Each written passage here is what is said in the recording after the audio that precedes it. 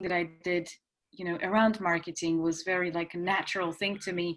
I just started blogging, and I really enjoyed that. It was just something that it was like a trend going on at the time, but I really picked it up and I really Mm-hmm. liked it. So I was blogging for an Apple magazine first for a year, and then I decided that I wanted to start something on my own. Mm-hmm. And so I started this fashion blogazine, as I like to call it. I had a number of editors, and we were running this small magazine in Slovakia, Mm-hmm.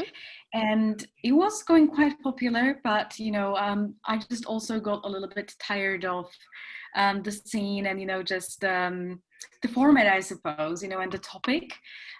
So I was leading that magazine for 4 years. And then I moved to Prague, and right before that, I actually decided to sell it. So I moved to Right. Prague around 2013. Mm-hmm. And well, I think that was probably like a big jump for me, especially personally. Mm-hmm. So, I moved in there. I was like kind of ready to start, like a new life in a new city, Mm-hmm. moving from Bratislava to Prague. I had a boyfriend then. I mean, like a Mm-hmm. long term, I was in a long term relationship. And, we've been dating for about 10 years and then we broke up. So Mm-hmm. that was a bit unexpected. And, the journey just started to shift. So, but, everything kind of bad that happens brings something good and new opportunities. Mm-hmm. So I was actually hired as a social media manager for one Slovakian company. They were selling Apple accessories, so you can now kind of see the note there, like how it's connecting Mm-hmm. with the writing. And so I started working on social media for Mm-hmm. them, and we had like a team of people. So I started to manage them. We were translating all the text to different languages. Mm-hmm. So yeah, and then it just kind of like piled up. We had events going on. There was a new website launch, and so there was like a lot of the online spectrum digital marketing that I really Mm-hmm. took on with this company. But right after I moved to Prague and, that big breakup happened, Mm-hmm. another unexpected thing happened, which was that, I actually met my now husband. So, Mm-hmm. so that was the most unexpected thing, because I was thinking, I'm just going to be single. It's going to be okay. Like now nothing's going to happen. I'm just going to, work Mm-hmm. and enjoy Prague. But that didn't last for more than 9-10 months, and I moved out because I met Andre and we moved to London. So he was like, "You should come with me," and I'm like, "Okay, sure. I mean, what do I have to lose, right?" So he's So actually the reason why you moved to London, right? So there was not like a and career ambition or like, okay, I have these big dreams to move internationally. He's the one to blame for, in a good way, of yes, course. that's right. Yeah, yeah, yeah. Okay. And but it's funny because I had those thoughts that I just may kind of move a little bit further, Uh-huh. because with my ex-boyfriend, we actually wanted to move to New York. Mm-hmm. But that never happened, obviously. And I had these thoughts that maybe like I could just do something like I wanted to go to an English-speaking country, but Mm-hmm. it just seemed way too far, the US. So Okay. kind of I gave up on that, and I thought London would be a good place, and then Andre mentioned Mm-hmm. it, and there we go. So we ended up in London. And yeah, so I got to London, Mm-hmm. and then what happened? I was a little bit confused about like what's going on in this Mm-hmm. huge city. There is just so much to do. It's very unusual for me, because in Mm-hmm. Prague, actually, in 9 months, I was very settled, and things were going really well for me. I made so many connections. It was quite easy, and I already Mm-hmm. started doing workshops on blogging there. Mm-hmm. And then I moved to London, and I was very confused about even how to start, because again, there was so much going on. Every evening there was a new event. Well, not one, but like you could just go to hundreds, maybe Yeah. thousands. And so I was like, for the first year it was very wobbly for me, but then Mm-hmm. after a year I just made the step. I was actually looking for And let courses me myself. let me stop you Yes. here because we will go more into the detail about it, Right. because Okay. If I you want to have ask me really questions. good questions prepared for you. So let's not give it away all right at the beginning. What Okay. I wanted to do actually is, because we actually have a nice hello from Andre who is watching us. So I wanted to say Oh, hi great. back and also tell people I'd really like this to be interactive. So guys, you might be watching, you might be listening to stories maybe now, or you might be watching on a replay later on. Please be curious, because the purpose or the reason why I decided to start running these interviews is to give you a flavor of what does it feel like when you're going through a career change. That is a very scary time when you question yourself, when you question if the direction that you want to go to is the right one for you. As Hana just shared, you might be asking, am I going to make this happen? How am I going to make this happen? Is all of these options available to me? Can I actually make the impossible possible, which is the topic of the webinar or this dream job interview tonight? So please ask questions, and later on we will come back to them. So in the comments, even if you're watching on a replay, please don't be shy, drop your question there, because this is exactly the reason why this interview is here for. And if you don't know me yet, I realize I didn't introduce myself because Hana was really nicely going into sharing her story. Talking My too name much. is Pardon? Talking too much. Sorry. No, well, we can tell that you are lecturing, right? So that's a hidden That's right. talent there.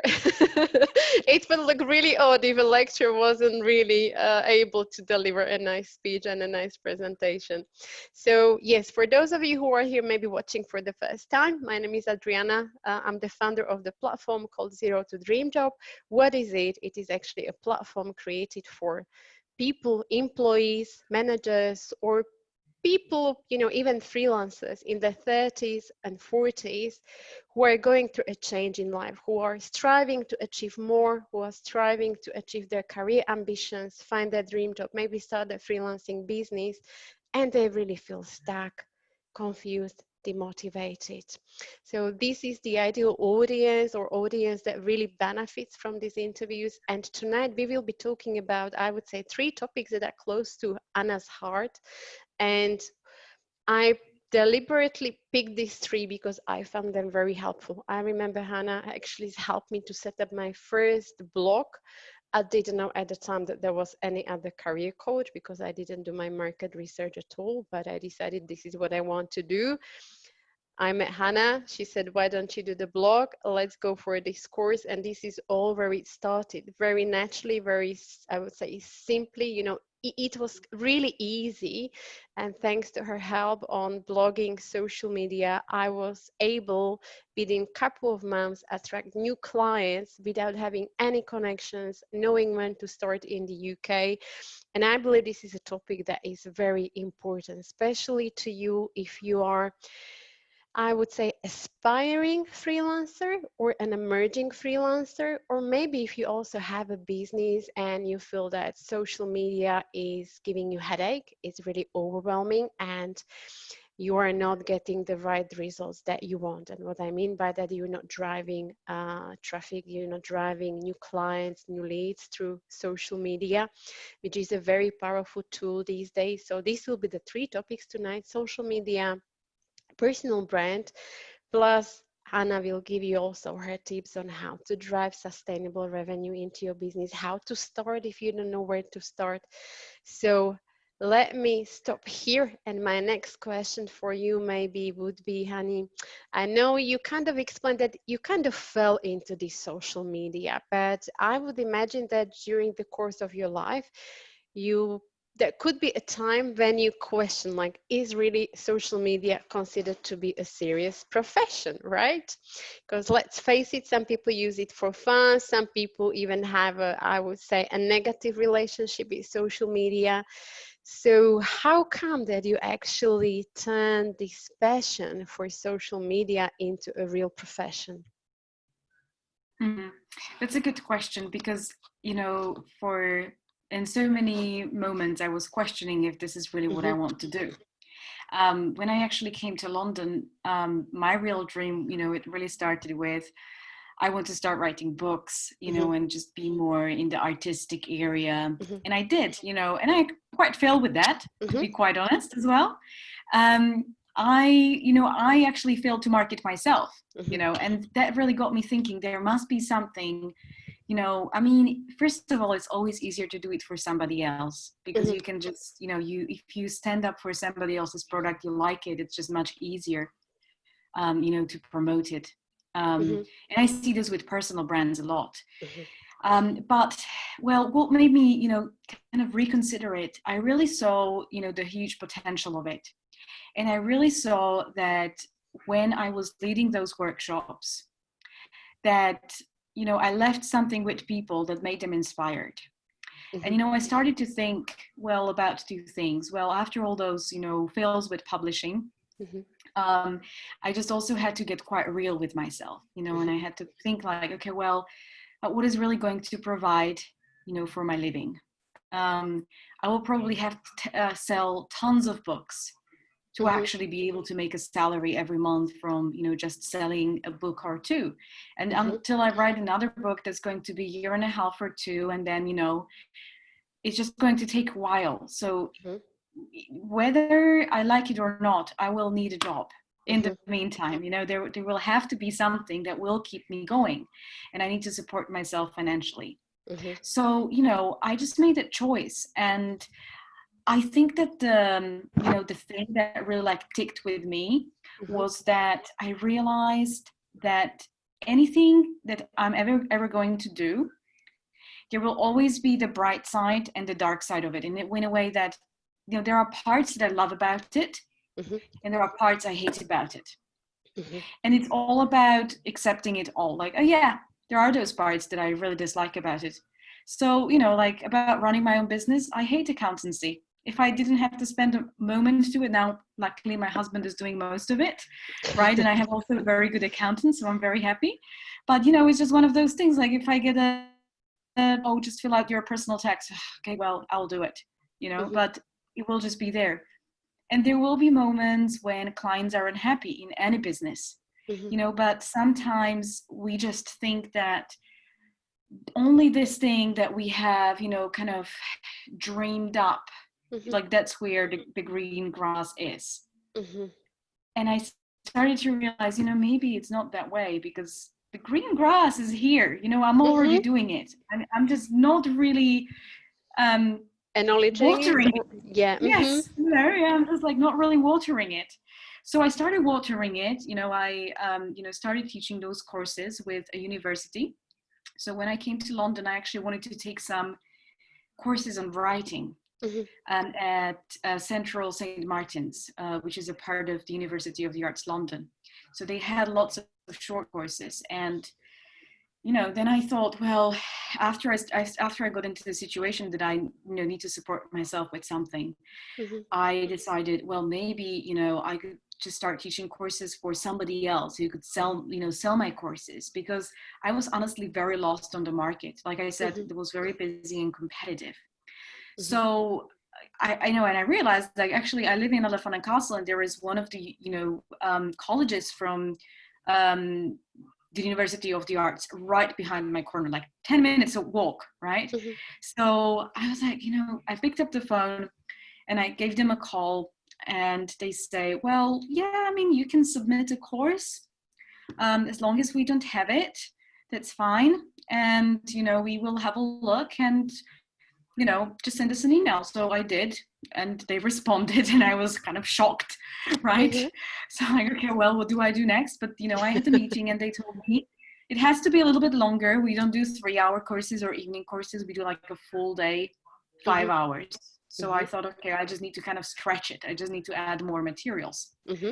But I had the foundation, and I just went for it. Yeah. And yeah, that's just how it kind of, started. And then I had some bad courses, and I had some Mm-hmm. good courses. I had some people who were very happy, and some people, and sometimes I didn't really do it well, and they were Mm-hmm. quite unhappy. The feedback Mm-hmm. was bad, but I was learning from it. I took it on. I was very upset about myself when, when that would happen.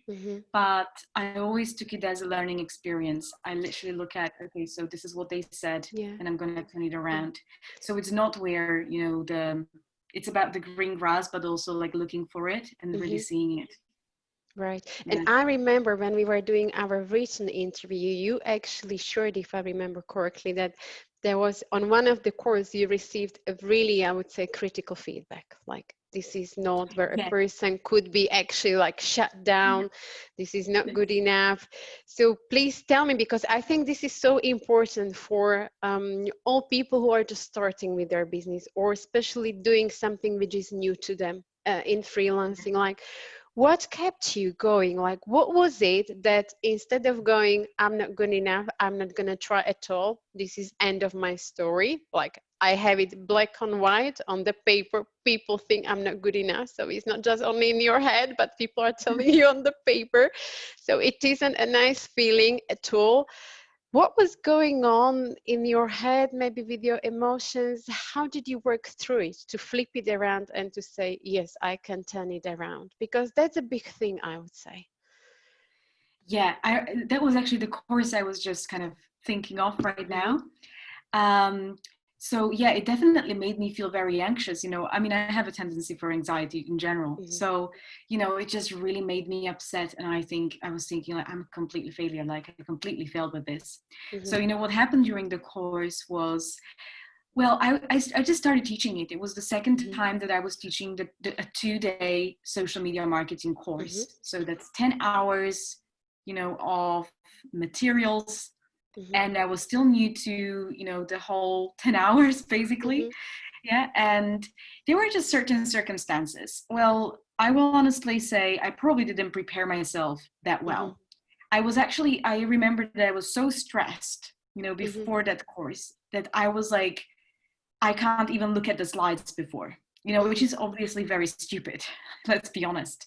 But I just felt so nervous about it that I was just stopped. I was paralyzed. I wasn't able to take action. And then there were just additional circumstances, something went wrong with the course administration. There was some miscommunication, which I don't remember which it was. But then, we were on the 11th floor or 8th floor on a tower block. And lifts were not working, so people were getting very upset about that. The internet was not working, and you're teaching a social media marketing course. Right. So they were just getting furious, and I wasn't feeling well during the course. Actually, I just got my period, and I wasn't feeling. Take one paracetamol after another, and I wasn't able to even move. I was literally just sitting in my and just like hoping it's going to get through. So, those were like 2 days.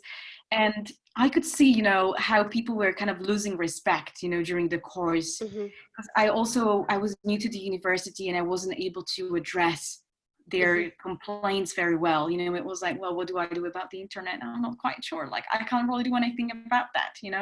I would send an IT guy, he couldn't help. I was like, okay, what do I do? And then what do I do about the lifts, and they were just complaining. So I wasn't able to manage those complaints too well. And it just like all, like kind of, it was like a snowball. Yeah. So then, the feedback wasn't best. Some people complained about, well, said all about this, just it was too brief. There was nothing about this one. I wanted to learn about that. And what really got me through that,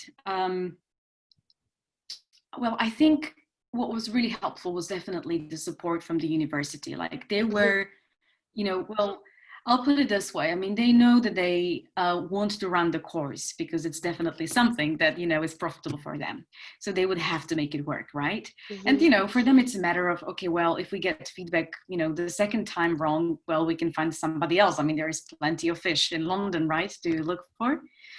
But they were actually very supportive, and they were like, okay, well, just look at this part. I mean, like, this is what you just need to work out. This is just what you need to work out. And we actually understand, like, the lifts were not working, the Wi-Fi was not working.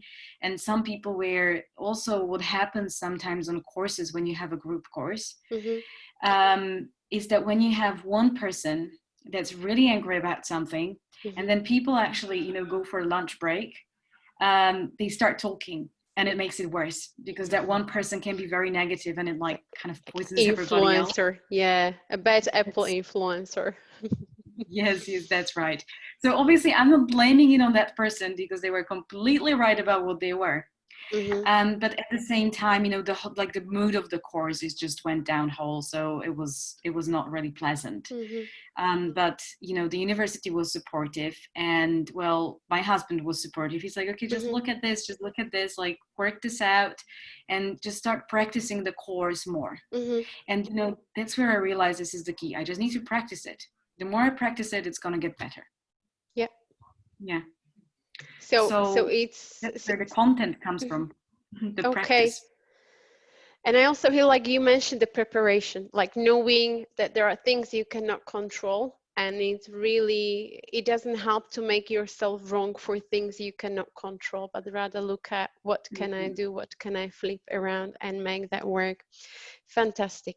What I had, it's like something struck me. You said when you shared your story that you kind of approach this university, and one of the regular, I would say, I don't want to say excuses because I think it's a valid reason, but when people go through a career coaching and they find their new direction and they are deciding like, okay, if I want to run a business or even if I want to enter a new company, but it's a brand new direction, they often say, I have no connections at all. I don't know, like, how do I get my foot in? How do I enter that? So what would be your tip? Because from your story, I get you just went on, okay, it's internet, emails, it's online, and now you can find all the right connections even through LinkedIn. So what was your strategy behind that? Like, how come that you actually found that courage and didn't think, okay, I have no connections, this could never ever work out for me?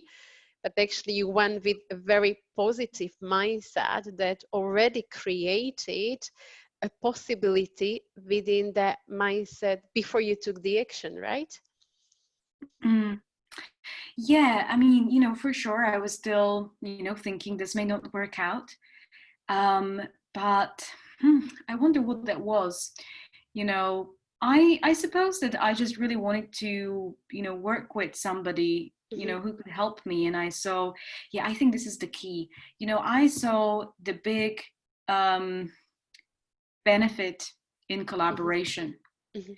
And many times, I was way too proud before Mm-hmm. to work with somebody.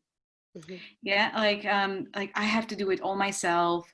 Mm-hmm. I have to go online only, and it has to be only my offer because basically what they're selling, even if I show up, for those hours I could make 5 times more.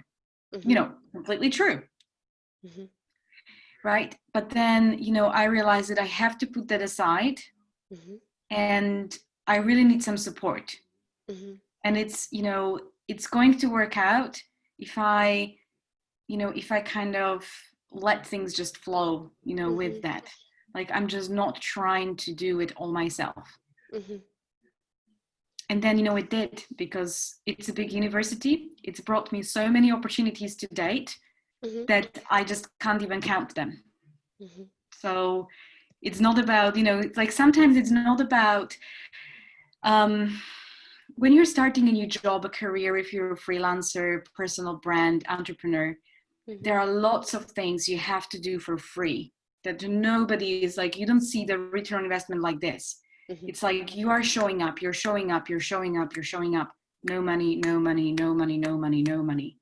Mm-hmm. But then, out of those 10 things that you did, there was one person who saw it, Mm-hmm. and they were from that company that bought something really big from you. Mm-hmm. And that's where it is. So it's like I really stepped over myself, Mm-hmm. honestly, thinking that I have to do it all myself, and I was usually too Mm-hmm. proud. Mm-hmm. And would you actually recommend if someone starts, and I don't want to hit on this because I am a career coach, but looking from the support and knowing I went through this process also by myself. I quit my job with the high, really high, I would say hyped up, thinking, oh, this is going to work in 6 months' time. I'm going to have sustainable income streams in my business. And, that was the time when I thought I can do this actually by myself. Would you recommend a person that is starting out to work not just with the career coach, but maybe actually ask for the right support from the beginning, to look at what they really need help with? For somebody that could be social media, for somebody that could be just accountability coaching, like really knowing that you hold the person accountable to achieve their dreams. What is your take on this? Because coaching, I would say, is a quite, I would say it can become a little bit overrated now, because there is a big boom of coaches, especially in London, in UK, maybe US. We hear the big names, we hear coaching is almost like a profession available to anybody. Would you recommend coaching? And if so, what would be the criteria for a person to choose? Like, where would they start? Yes, well, I would first say that, when you're starting out, if you're really starting out, make sure, and you decide that I'm going to quit my job, I'm going to do it. Mm-hmm. Make sure that you have a buffer, you have some money, you have a cushion. Mm-hmm. You know what you're exactly doing. So it's not Mm-hmm. like a completely emotional decision. I'm quitting today. I don't like my job, and that's it. Now I'm doing it myself. I've Mm-hmm. seen those people, and it would hurt a lot. Mm-hmm. And partially I was one of those people, and I Mm-hmm. was hurting a lot for a long time, and I couldn't get it.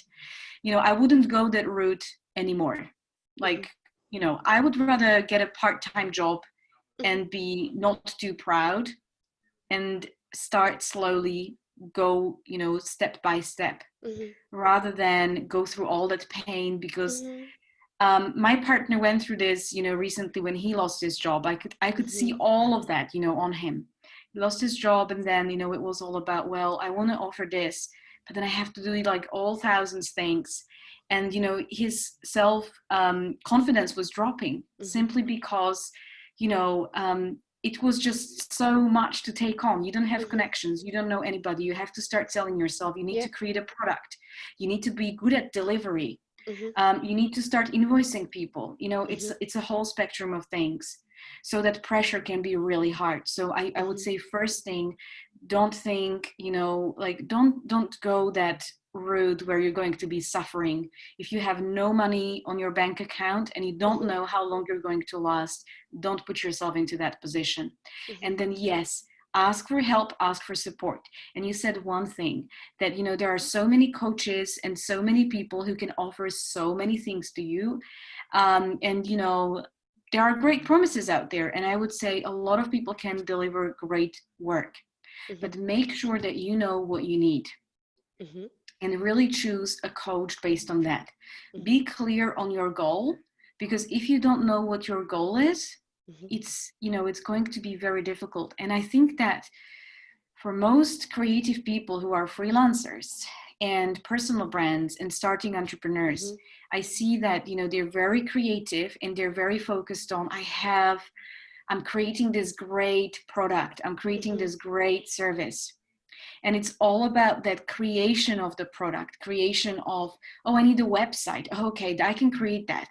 Oh, I need a great Instagram. I can still create that. It's something creative. I'm really fulfilled on that. But then, the difficult part is, where do I sell it? To whom do I Mm-hmm. sell it? Mm-hmm. And, well, who is going to actually buy it? Mm-hmm. Yeah. So these are the things that I would say a lot of people don't have really thought through.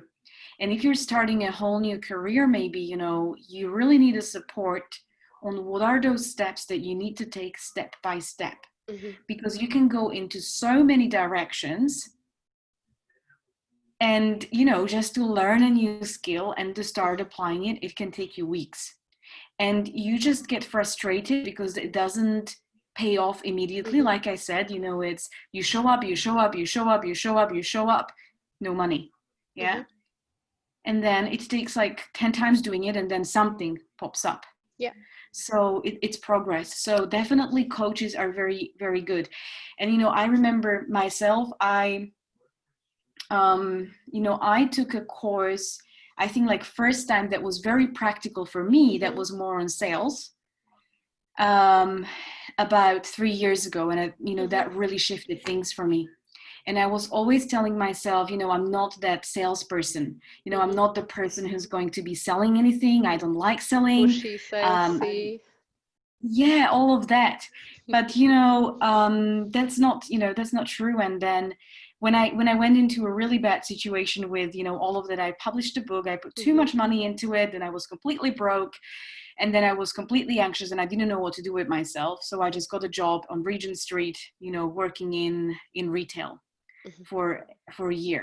And I told myself, I'm going to stay here a year and learn myself a lesson. Mm-hmm. Like literally, I said that to myself. And in the meantime, I'm just going to work on my business, but I'll Mm-hmm. work on it, as much as I can. And that's all I'm going to do. It Mm-hmm. was the best year, I've ever had, in terms of, like I said, I stopped being proud. Yeah. And what I learned additionally was that sales is a service. Mm-hmm.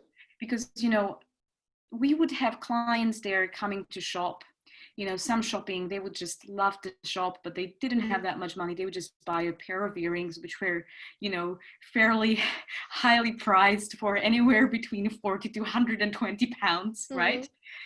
So, we had those customers. And then I would have customers who would spend, 1,200 pounds in one go.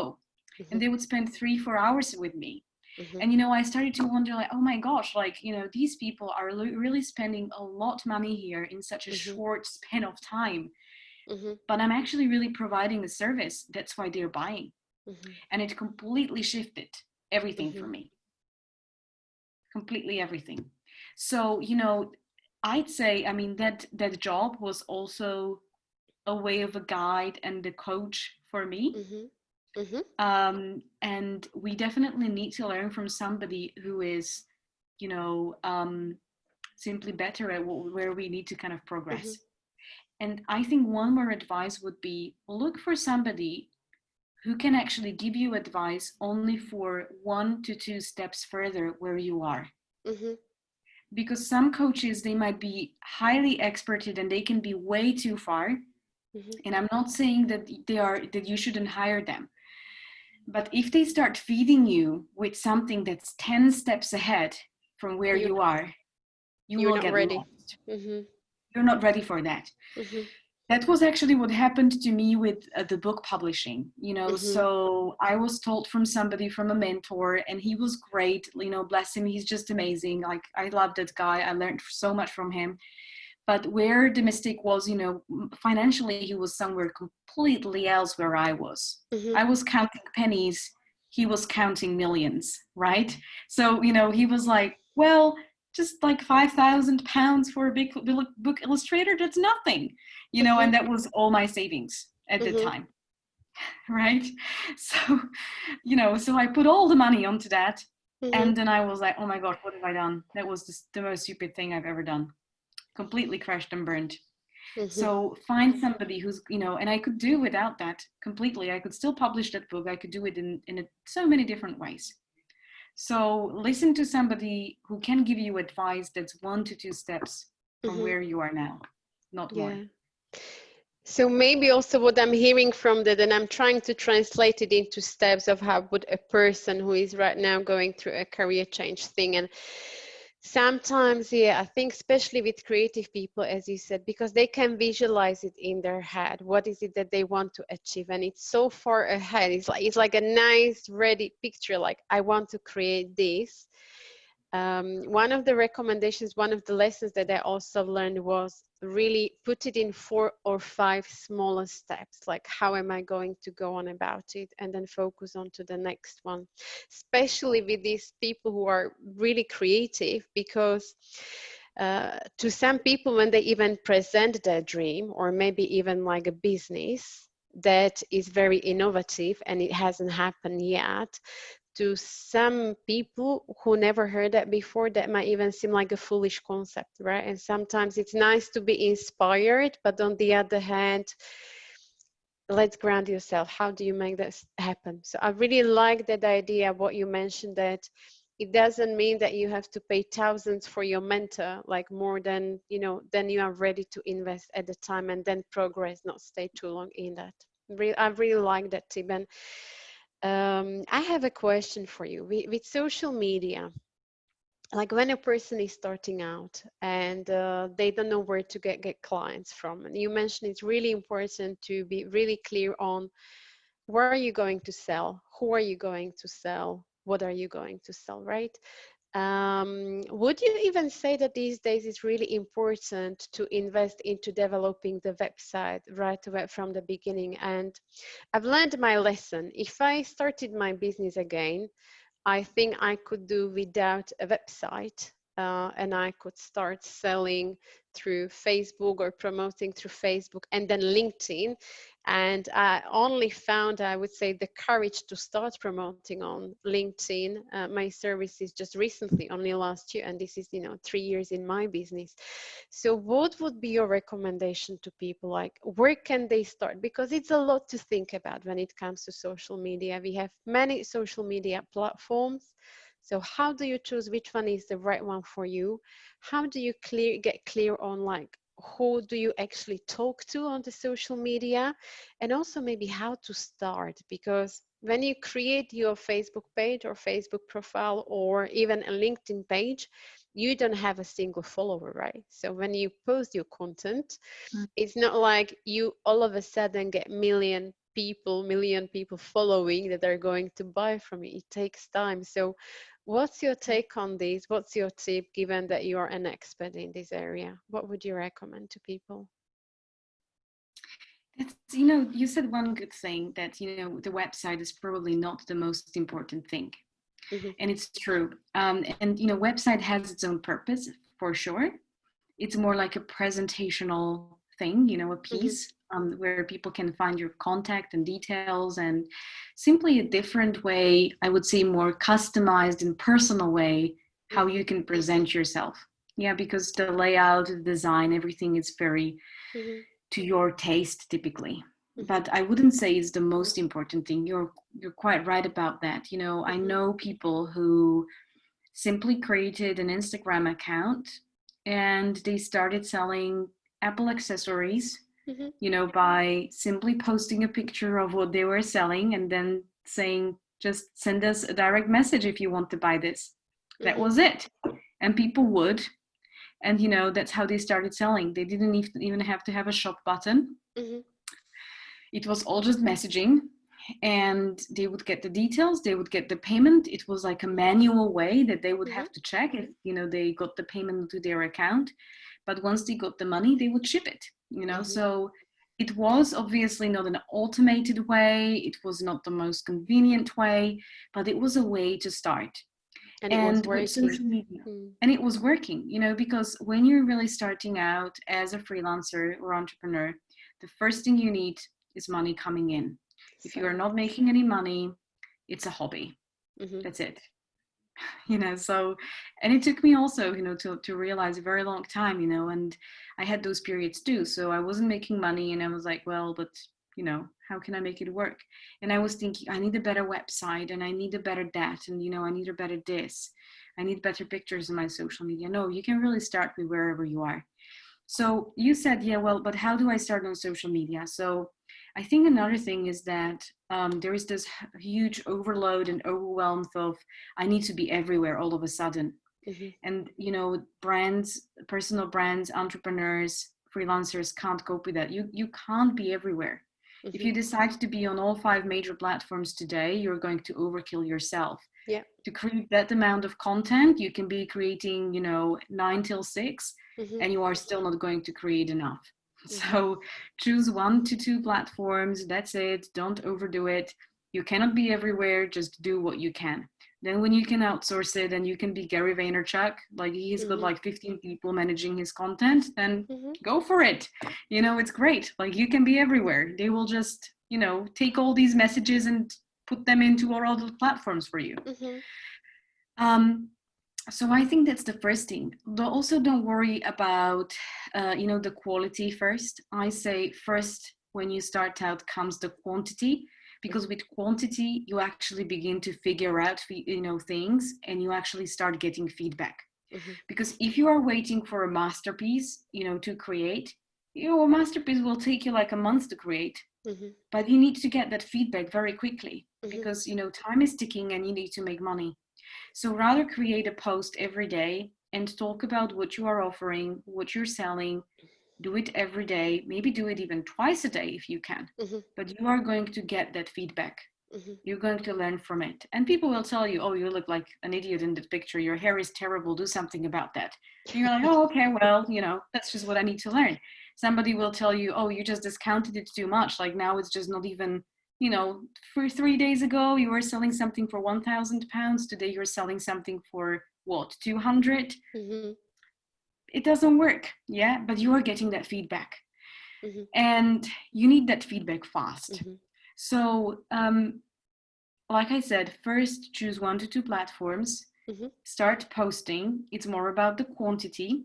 And, that's like a start of the conversation. Then your second step is to actually start coming to those people. Mhm. What a lot of people do online on social media is only publishing. Mhm. So, publish a message, publish a message, publish a message, hope somebody is going to come to me and admire React. that I have a beautiful dress. Yeah. But people don't care about your dress. People are not going to say hi if they don't know you at the party. If you're, I always say, don't be a wallflower, Mhm. sipping your drink alone in a corner, hoping somebody's going to come and admire your dress. It's not going to happen. So you have to be the first person on that party, taking your drink and walking towards somebody and asking them how they are, what they do, and just be interested. If you are Mhm. interested in people, people will be interested in you. Mhm. And the more conversations like that you have, the more connections you make. Mhm. You connect with people like this online, send a message. Um, well, just send them a friendship connection, follow, whatever, Mhm. and then start commenting on their posts. Mhm. Simply get engaged with them. People will start to notice, oh, there is this person. They always respond to whatever I write, Mhm. and they will follow you back. Mhm. It takes a while. It's not a day-to-day process. And this is also why I said, don't quit your job or leave without a cushion, knowing how long you have, Mhm. because it will take a while. Mhm. Yeah. So that's that. Yeah. Yeah. And I remember on that topic, there was one very clever piece of advice you gave me right at the beginning. And I'm going to give people a little bit of context as well, so I understand. So before I've launched my career coaching, I actually didn't know it's going to be a career coaching at all. I just knew it's going to be a coaching. But I remember when we were doing our blog and you said, when you write it, imagine a person, an avatar you are going to write this to. So what would that person look like? Think about what would trouble them, what would keep them at night. And what it did for me was that I actually started my blog before I invested heavily into any coaching qualification or certification. And I gave myself a target or a goal to discover who my ideal client is so that I can tailor my certifications and courses after that, make them really relevant. Because what I often see is happening with, I would say, even my clients, they get clear, this is what I want to do. And the next step, they think I'm going to jump into getting qualifications, getting skills. And when I'm ready, when I have all these qualifications, then I'm going to start building following, getting clients. So I think from my perspective, they are losing a little bit of time because they don't have this confidence that they can deliver the service, or they feel they might not be ready. My take on this is start with exactly what you mentioned, but also do it simultaneously, because as you are studying, as you are progressing, number one, you will save money because that will help. You don't have to spend studying money on too many courses and hours on studying too many courses. You can really tailor it to what you call, I believe, in social media, like a niche, right? And what would be your help, or what would be your tip? How would you help somebody to focus on this right from the beginning? Like, how can they, before even they start studying, getting skills, getting qualifications, what is it they can do in order to identify this potential client or person they are going to help? Yeah, I mean, you said one very good thing, how you started. And, I started a couple of times like that, Mm-hmm, was that there was simply, a gap that I saw. There was something that people liked, and I also liked it. mm-hmm, And I thought, I might just do something with that, just because I enjoy, I enjoy blogging. I enjoyed mm-hmm, fashion back then. I enjoyed, Apple products. Well, I do mm-hmm, still up to date, right? But, I thought maybe I can just, I don't know, maybe just write about that, or maybe I mm-hmm, can, sell something around that. And that's how I started. And mm-hmm, I had no qualifications at all. mm-hmm, I mean, up to date, I have no teaching qualifications. mm-hmm. There is a university that I think is going to start chasing me for one, but I'm like, okay, I'm holding on. But and I haven't finished university, so that's like where does it come from? Like, where did I take the Mm-hmm. courage? Well, obviously you have to look at what is the requirement really, Mm-hmm. but many times an employer or even your customer, and I would say especially your customer, Mm-hmm. is not really looking for a qualification. Mm-hmm. My clients give absolutely no credit to whether I finished the university or I Mm-hmm. didn't, if I read that book or I didn't.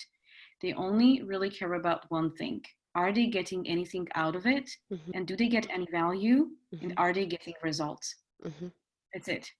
Yeah. Mm-hmm. And that's, I think, the harder, world here. Mm-hmm. Because if I'm thinking about qualifications, I can go for tons of courses. Um, you know, um, I can go to Oxford. They were offering something. I actually applied, and I mean, like, he kind of had to fill out something. He never wrote me back. So Mm-hmm. I was like, okay, well, I'm just not going to study at Oxford, I think, but that's fine. So qualifications, you don't need them. I really just start looking where you can, put it into practice. Where can you Mm-hmm. practice?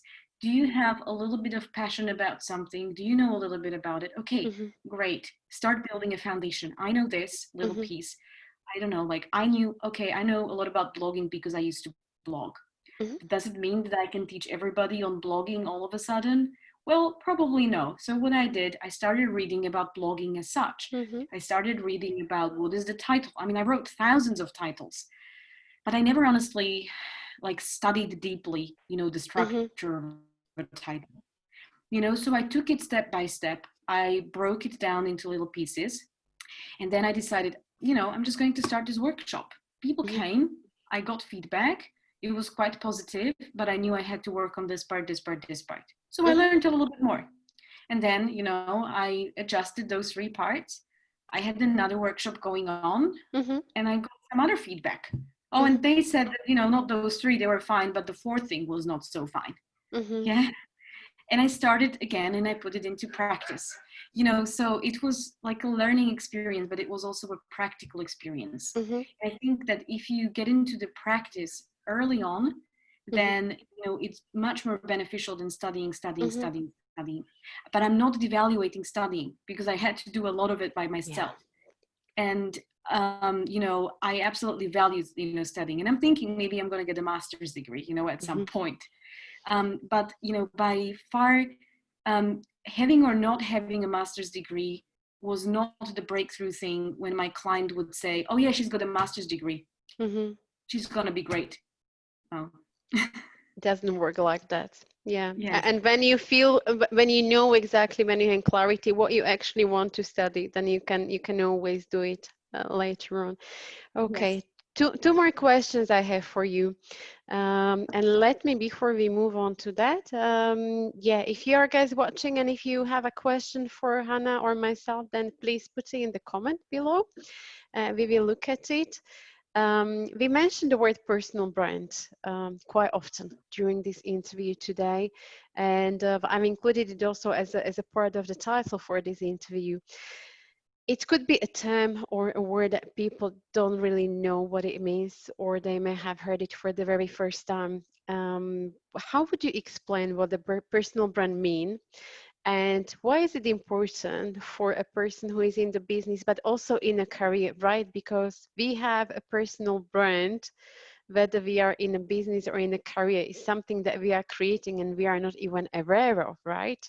So what would you say to people? What is personal brand and why is it important?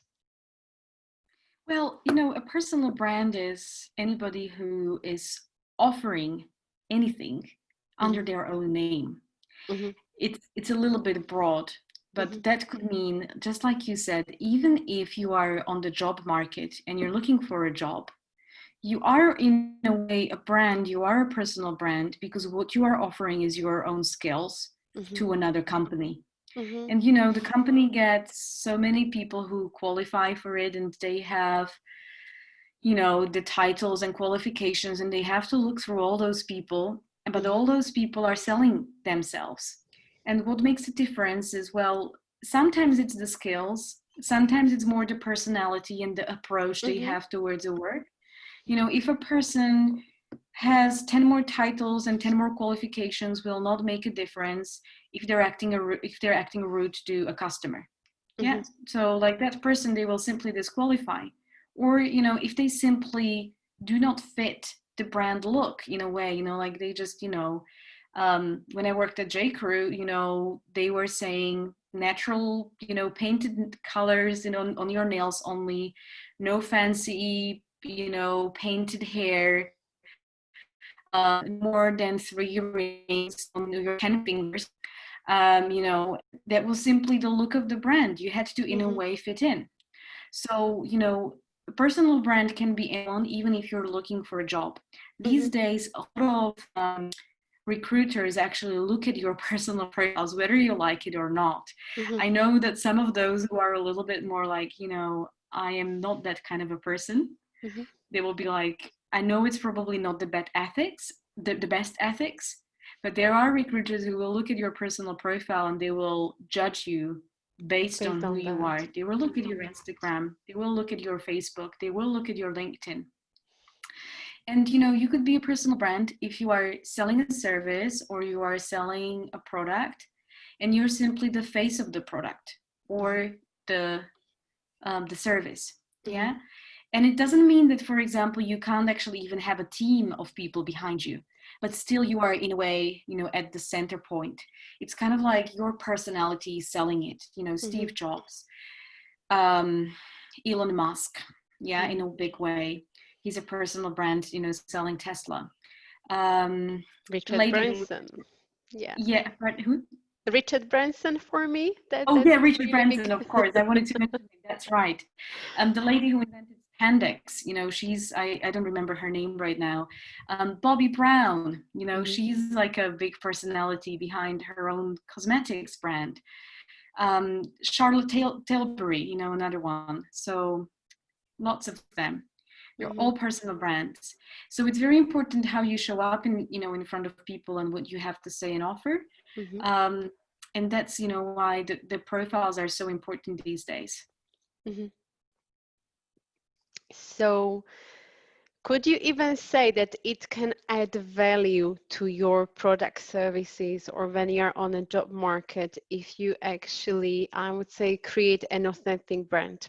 Because if you are in the market, I'm thinking, I want to buy, I don't know, I want to buy a laptop, right? And I recognize some names, but then I would want to go for what is really personable to me, what I can relate to, what can I use that is similar to me. Would you even say that using this personal brand, your face as a part of your brand would be helpful, like really sharing more about you and making it, I would say, relatable to people? Hmm. Yeah. So, well, first of all, I have to say, it's just one of the approaches. Mm-hmm, It's not like a personal brand. Everyone has to be one. mm-hmm, Not everybody wants to be one. In a way, you could say that everybody is one, because mm-hmm, everybody will have a profile to a certain degree. mm-hmm, But I'm not saying that everybody has to be a personal brand. mm-hmm, there are, I have lots of friends who just don't give any, crap about Facebook or Instagram. They keep it private, they shut it down, they do not share, it's just not their Mm-hmm. thing. They're not going to do Mm-hmm. that. Completely valid, completely fine.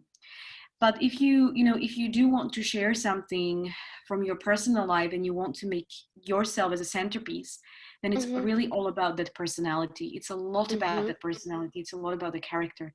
Mm-hmm. So, to be able to be personal with people, even Mm-hmm. though you don't know them, Mm-hmm. make them feel in a way welcome, make them feel appreciated, make them feel valued. These are simply some of the soft skills that you need to gain. And I will honestly tell you, I didn't have them at the beginning, Mm-hmm. or there are definitely lots of them that I can still learn for sure. But it's simply, yes, you can build a brand. And actually what I've learned is that the more I have shared, with my audience, the Mm-hmm. more I've learned from it, the more bond I have created, Mm-hmm. and actually the more profitable I got. Mm-hmm. So it's just one of the ways how you can make money. Mm-hmm. It's not all of the ways, but if you dive in, Mm-hmm. go in fully, Mm-hmm. share, be there for people, and don't be afraid, to talk about the failures, talk about sometimes the hard days. It shouldn't be in a way as complaining. Mm-hmm. It should be more as a lesson learned. You also have to, I suppose, have this a little like a skill inside of you, Mm-hmm. not to cry on people's shoulders on social media, because it doesn't work. They don't want to Mm-hmm. hear about that too much. Yeah. Um, but they want those lessons. So you have to learn it as a lesson and be able to, again, step over yourself Mm-hmm. and say, yeah, I completely messed this up. Mm-hmm. And be like, yeah, okay, that's just what so. And, be able to talk about that. People love that actually, because they can learn from it and they see that you're actually human. In Right. many of those pictures, social media is not a reflection of real life. Mm-hmm. It's just the best moments. It's like when Mm-hmm. you're reading a book, you don't want to hear about, oh, that character went to the bathroom and peed. Mm-hmm. Do you care about that? No, you don't. Oh, they went to the grocery store and bought a bottle of milk. Mm-hmm. You don't care about that. But you do care, when they are building a relationship and it's going well, finally, there's a romance going on, and then there comes a murderer and kills them, right? So that's kind of the social media that we really see. Mm-hmm. People want to see that that person went somewhere, there something happened that was exciting, Mm-hmm. and that's just what we are naturally showing. And I also say, nobody ever takes pictures of themselves when they cry. It Mm-hmm. just doesn't happen. So don't expect that it's going to happen on social media. I mean, there are people who do that, and it's totally fine if they do. There is no judgment, for at least for me, but it's just not the normal. Mm-hmm. Yeah. So I'm saying, like, people are not going to do that as normal also on social media. They don't do it Yeah. even in real life. Yeah. Yeah. So, yeah, as a personal brand, if you learn to really share about your life Mm-hmm. and share about those things and moments that, oh, this didn't work out, Mm-hmm. and be cool about it, you will actually see people will send you so much support. Mm-hmm. It's absolutely fantastic actually about the world, because you might be Mm-hmm. thinking the opposite, that when you share that you messed up, people will be like, okay, well, didn't work out, okay, well, what's next? And not care. But Mm-hmm. the people will see, actually people start to care, when you show your real face, Mm-hmm. and you're honest about yourself, and Mm-hmm. you show that you're human. Yeah. So it's easier for them to relate to buy, especially for services. I would say might be a lot easier with products where they are more into the product. At least that's my experience. Everyone else's experience could be different. Okay, Hani, we are slowly running out of the time. So let me just quickly check. We don't have any comments right now, but I wouldn't worry about it too much because we sometimes also get comments later on. So guys, if you are watching on a replay, please really take the chance, take the opportunity, because Hannah has lots of wisdom to share, and she really, you can hear from her stories and talking, she has the real passion for social media and helping people succeed in their businesses right from the beginning. So please do drop your questions. Also, if you have a question on a career coaching, maybe you're at that stage when you're thinking that you do want to have a different career, take a different direction, but you're really worried, you don't know where to start, you don't know what to do next. If you're in your 30s, 40s thinking, I'm not even ready to give up my job because I have bills to pay, family support, you can also drop a question on your career coaching below, or reach out to me or Hannah via message. We will share the links. And Hani, I have the last question for tonight, and that would be, I personally find in business the biggest challenge is in when you're employed, you have your regular salary coming in. So you know how much money to expect and you kind of like planning ahead.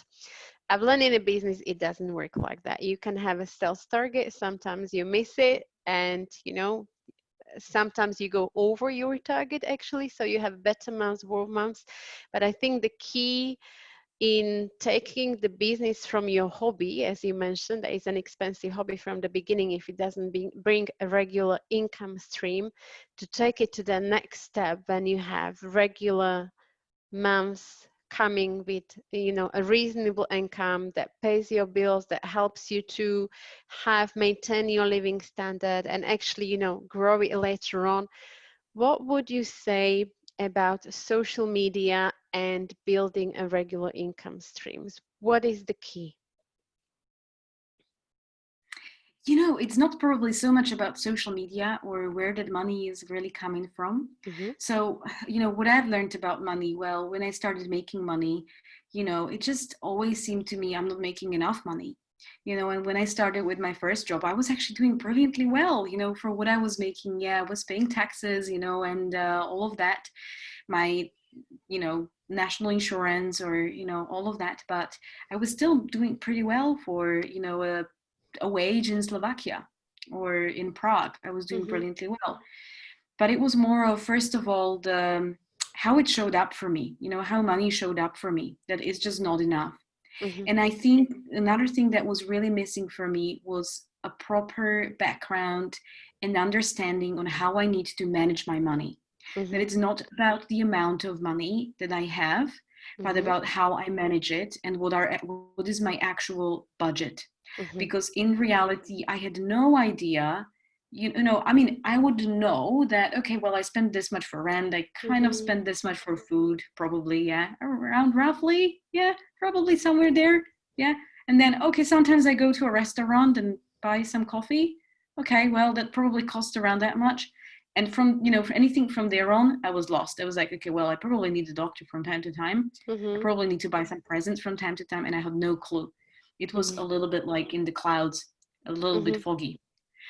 So my biggest step was actually learning how to manage money. And I needed mm-hmm, to learn that, you know, there is money for regular expenses.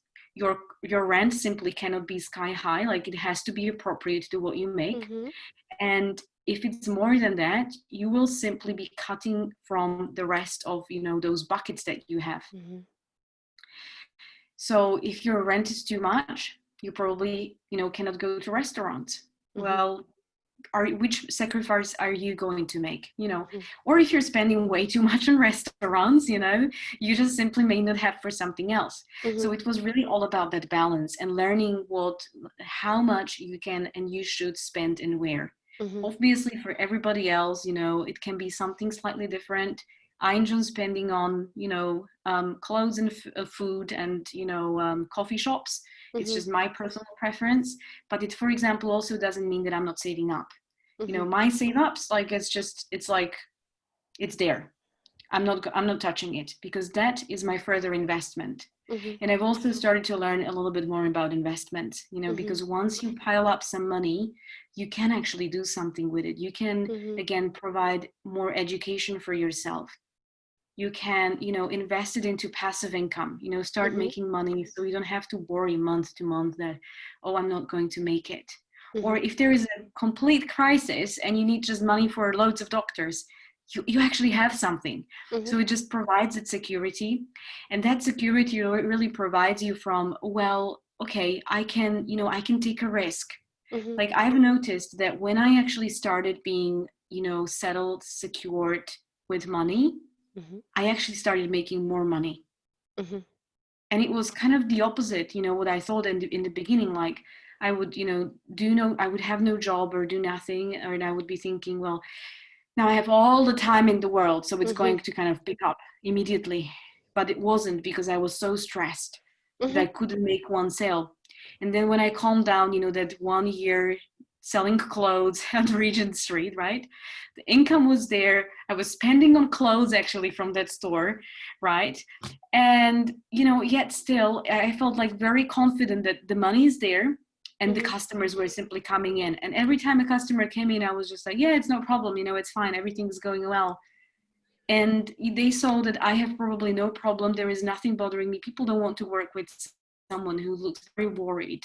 It Mm-hmm. shows, I'm not saying there is something wrong about being worried, but it really shows. And when people don't see that confidence in you, like, okay, well, people are not paying them, or they don't Mm-hmm. have customers, there is something not working.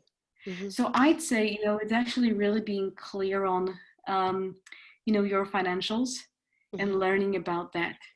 Mm-hmm. And that, coming out of security, stability, and yeah, coming out from these two, you can take it a much further than coming out from, I don't have enough. It's Mm-hmm. already too late. Mm-hmm. I'm already losing. Mm-hmm. That if that's going on in your head all the time, you're simply not able, to go out there with it full confidence and be like, I'm selling you the best product ever. I have the best Yeah. service. I can definitely, I have a solution for you. Mm-hmm. Because you're worried about, if that client doesn't take it, I have no money for my bread this month. Mm-hmm. So that's definitely what I would say about that. Yeah. Perfect. So build confidence about your services while managing your finances as well, building a good relationship with that money. So it is a part of your energy and people actually feel that you are excited to do it because you want to support, you want to be of service, not because you just worry about money, right? Is that a good message? Absolutely. And I think that a lot of, again, creative people probably have the biggest trouble with this. Mhm. They're too creative and they're thinking, it's, I have to be creatively fulfilled and money is not my thing, but at the end of the day, you have to eat. So think about that sentence twice. There Yeah. is nothing wrong with, money, Mhm. and you'd actually definitely want it. Mhm. I would say, every artist or, artistic person or creative person wants that. But again, it's about a little bit that mindset. Now, I don't want to like leave it about the mindset, because a lot Yeah. of people will say you just have to have the right mindset. So, But it's also about knowing and applying with money, mhm. So save up your money, have some spending, but also make sure that you actually enjoy the money. Mhm. That was also a lesson for me. Actually, that's one more thing I would say, because often we have it that, money has to be spent in a, like just for what we need, Mhm. or for what we have to spend for, Mhm. or, there is this doctor I have to pay for, Mhm. so I just have to make money for it. But make sure that in any budget, you can provide something for you that simply gives you pleasure, because at Yeah. the end, you have worked for that money. Mm. It's interesting you say that because I had a similar experience when I quit my job and I went all of a sudden into like, okay, I'm not making enough money. Then I've got my job. I worked part-time. And I still remember I am by a profession an accountant. So you kind of expect that the person who is accountant should have it all together, make sure they have savings and so on. And I was always managing well from month to month, but I used to like nothing about the future, right? Like I have money now, I'm making good regular income, I want to enjoy my life. And I remember starting the business, it's really changed my relationship with money because all of a sudden I had to think, okay, if I have a bad month or if there is not enough coming in, I want to be prepared for it and start creating a savings. And what I used to do to motivate myself, when I hit my saving target, I used to actually reward myself by buying something, literally just spending a portion of money on something I truly enjoy as a reward. So it's interesting you mentioned it, because yeah, that's a concept where, you know, sometimes from the childhood I remember, yeah, you be really careful how you spend your money. And it's almost like, yeah, money is spent to be there on the good things, the practical things, things you can really use. But this is a really, really different approach, but it worked for me really well. So I'm in a lot better situation and with the relationship with money. So thank you so much for your time today, for sharing your amazing story. Hani, please drop your social media links below this video. That would be amazing if people loved what you are sharing. And also, I believe, guys, if you're at that stage that you want to run your business and you are struggling which social media and platform to choose, how to, I would say, approach your ideal client, or how to even think, you know, who my ideal client is. Simply, if you want any help or support with social media, with building your personal brand for business, I highly recommend Hana from my own personal experience. So Hani, please do drop the links to connect below the video. And for the rest of you who might not be ready yet to take that step, but you are still curious what is possible for you, how can you make a really great career change with ease and flow, then I'll be posting links also for the newsletter to Zero to Dream Job, also to our platform or to our group, Zero to Dream Job Club, where we regularly share a really nice, interesting content where you can learn. And even if you are not ready to jump into career change right away, you can start exploring what can you prepare for, what can you start doing today so you can achieve your career dreams. I think this is really what excites me, I would say, most. So thank you so much, Hani. We wish you Thank you all so the much for best. inviting me. It was really fun. I really enjoyed it. So I hope that everybody else did. Thank you. Thank you so much for having you here. And who knows, maybe in the future, we might have another one later on in the future to see how you're doing. And if you guys have any more questions about this, please drop them in the comments. Hanka and I, we can always come back to you on these comments later on. So bye-bye. Thank you so much. See you soon. Bye. Bye, bye, bye. Bye-bye.